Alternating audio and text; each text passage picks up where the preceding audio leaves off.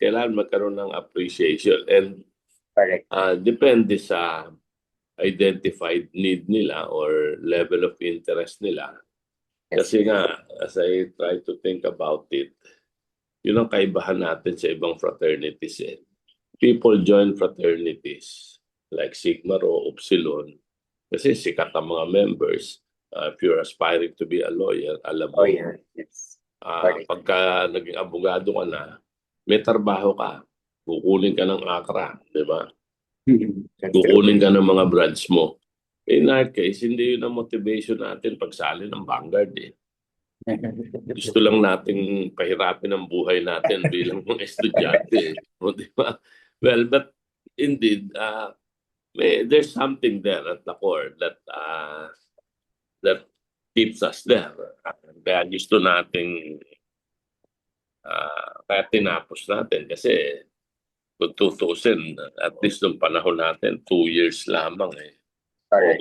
Hindi naman mandated eh, pero you go beyond that, di ba? Correct. So, that's why nasabi ko nung last meeting na hindi default ng Vanguard yung pag-seek ng assistance, mag-open up anong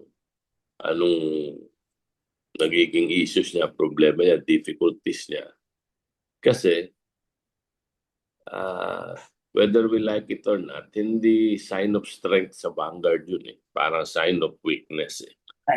Diba? But in this na laka pala eh, yan lang di mo pa makaya, di ba?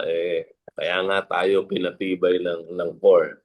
Pero for all practical purposes, in this day and age, if you want to advance at the workplace,